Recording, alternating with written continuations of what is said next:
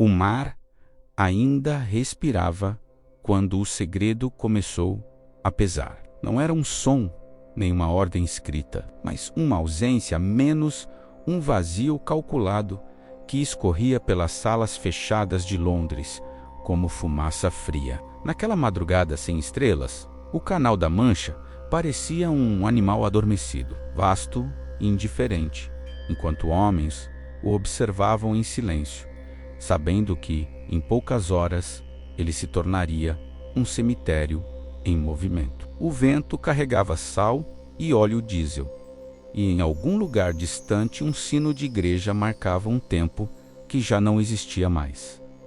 O dia D não nascia de coragem pura, nascia de uma posta feita no escuro, sustentada por um segredo militar tão frágil quanto vital, capaz de salvar milhares ou condenar uma geração inteira ao fundo do mar. Eles sabiam que a Alemanha esperava, não de olhos fechados, mas de ouvidos atentos, dedos tensos sobre mapas cobertos de alfinetes, corações endurecidos por anos de vitória e derrota. As praias da Normandia não eram apenas areia. Eram linhas traçadas na mente de generais que nunca haviam pisado nelas. Cada duna escondia um cálculo, cada penhasco uma hipótese de morte. E ainda assim, o plano avançava, sustentado por algo que não podia falhar, a ilusão. Um teatro colossal armado com tanques infláveis, transmissões falsas, sombras projetadas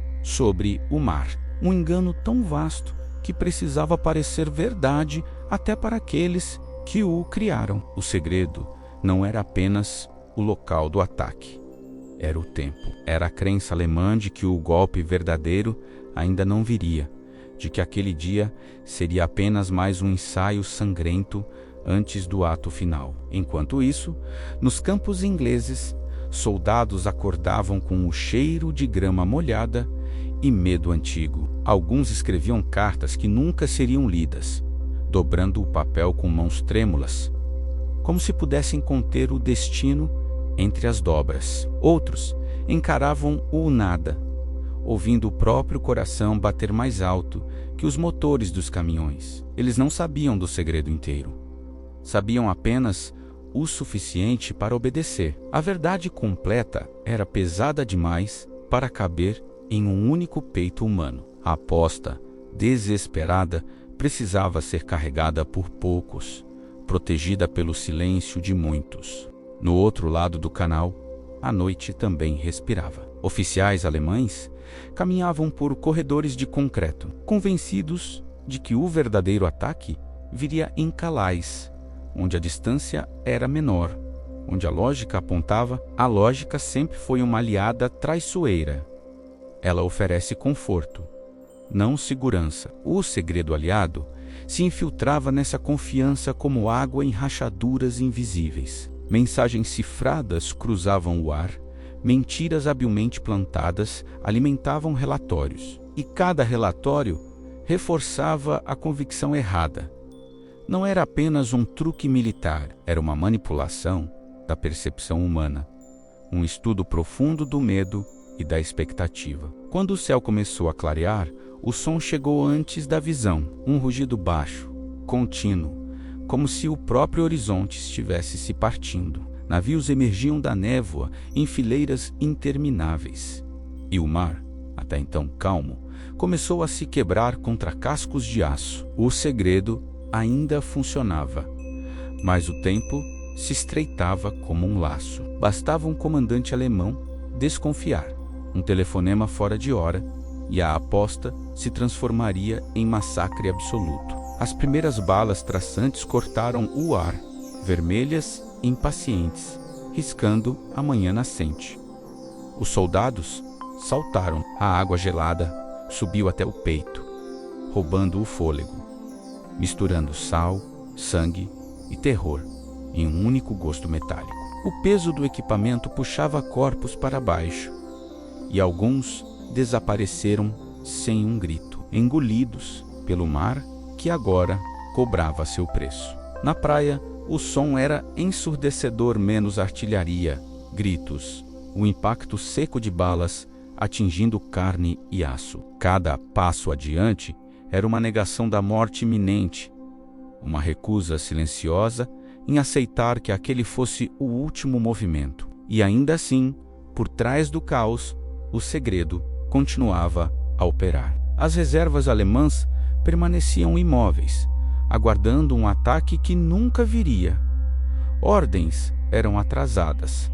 Dúvidas se acumulavam. O alto comando hesitava, preso entre relatórios contraditórios e a crença profundamente enraizada de que a Normandia era uma farsa. Essa hesitação custava vidas menos, mas também a salvava. Cada hora de atraso era uma fenda aberta no muro atlântico, uma chance a mais para que homens exaustos ganhassem terreno, centímetro por centímetro, sob um céu que parecia indiferente, a carnificina abaixo. No interior da França ocupada, civis ouviam o trovão distante e compreendiam, sem mapas ou códigos, que algo irrevogável estava acontecendo. Mulheres fechavam janelas, crianças se escondiam sob mesas, velhos rezavam em silêncio. O cheiro de fumaça misturava-se ao de pão amanhecido e medo antigo. Para eles,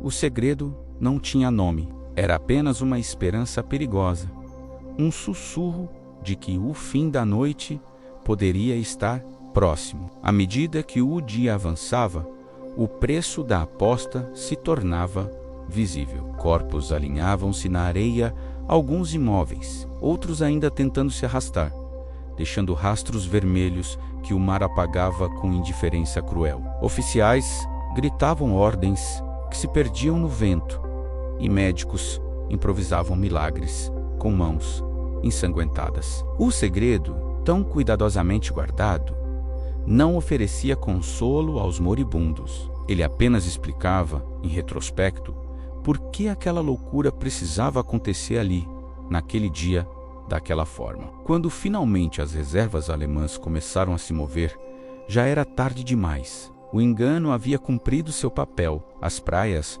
conquistadas a um custo quase inimaginável, tornavam-se portais por onde o futuro escorria lentamente para o continente europeu. A aposta desesperada não garantiu vitória imediata, nem poupou o mundo de mais sofrimento. Mas ela quebrou algo essencial. A sensação de invencibilidade do Reich, o segredo, não venceu a guerra sozinho, mas abriu a ferida que jamais cicatrizaria. O sol começou a se pôr sobre a Normandia, tingindo o céu de um vermelho, que lembrava demais o que cobria a areia. O som da artilharia diminuía, substituído por gemidos, por ordens murmuradas, pelo farfalhar de lonas sendo estendidas sobre corpos sem nome. O mar, exausto, devolvia destroços e memórias. Em algum lugar, um soldado sentado na praia olhava para o horizonte e compreendia, sem palavras, que havia sobrevivido a algo maior que ele mesmo. Uma decisão tomada em salas silenciosas, um segredo sustentado por mentiras, uma aposta feita com vidas humanas como fichas. E quando a noite caiu novamente, trazendo um silêncio pesado, quase respeitoso, o mundo havia mudado de eixo. Não por heroísmo puro, nem por estratégia perfeita, mas pela combinação frágil de engano, coragem e desespero. O segredo que transformou o dia D em uma aposta desesperada não terminou ali. Ele permaneceu invisível, nas ruínas, nos cemitérios improvisados, na memória coletiva de uma humanidade que aprendeu, mais uma vez, que a vitória raramente é limpa-menos e que, às vezes, para avançar, é preciso apostar tudo no fio invisível da crença humana de que o amanhã ainda vale o preço pago hoje.